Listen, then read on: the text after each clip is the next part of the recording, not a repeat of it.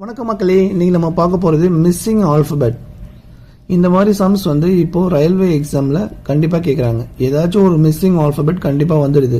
So நான் உங்களுக்கு நிறைய டைம் சொல்லியிருக்கேன், எப்போவுமே உங்களுக்கு ரஃப் ஷீட் கொடுத்தாங்கன்னா எக்ஸாம் முன்னாடி இந்த மாதிரி நம்பர்ஸ் போட்டு வச்சுக்கோங்க. ஏலேருந்து இசட் வரைக்கும் எழுதி 1 2 3 இது மாதிரி போட்டு வச்சுக்கோங்க. ஏன்னா அப்போ தான் உங்களுக்கு ஈஸியாக இருக்கும். இப்போ பாருங்கள், இந்த சம்மை EGKMQ. ஸோ நெக்ஸ்ட் இந்த ஆல்ஃபபெட் என்னன்னு கேட்குறாங்க. இப்போ நம்ம என்ன பண்ணலாம்னா, இப்போ நம்ம எழுதி வச்சுருக்கோம்ல A1 B2 C3. ஸோ இது வந்து ஏவோட பிளேசிங் வேல்யூ 1.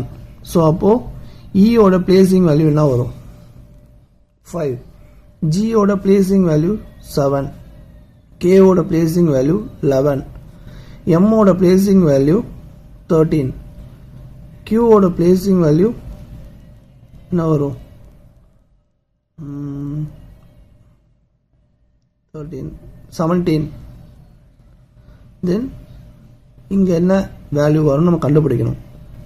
ஸோ இதுலேருந்து உங்களுக்கு என்ன தெரியுதுன்னா 5 7 11 13 17. இது வந்து ஆட் நம்பரும் கிடையாது. இது என்ன நம்பராக இருக்கும்? 5 7 11 13 17. இது வந்து ஒரு prime numbers. So prime numbers தான் இங்கே ப்ரைம் நம்பர் ஆர்டரில் தான் இந்த ஆல்ஃபபெட் கொடுத்துருக்காங்க. அப்போது 5 7 11 13 17. நெக்ஸ்ட் என்ன ப்ரைம் நம்பர் வரும்னா 19.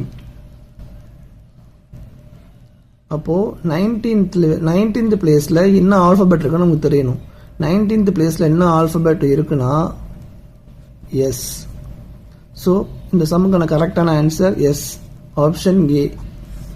ஸோ இதுக்காக தான் நான் சொல்கிறேன், இந்த மாதிரி வந்து ரஃப் ஷீட்டில் எழுதி வச்சுக்கோங்க, அப்போ தான் ஈஸியாக இருக்கும். ஏன்னா இந்த மாதிரி நம்பர்ஸ் எழுதிட்டிங்கன்னா அது வந்து ஆட் நம்பரா இல்லை ஈவன் நம்பரா இல்லை ஒரு நம்பர் விட்டு ஒரு நம்பர் வருதா.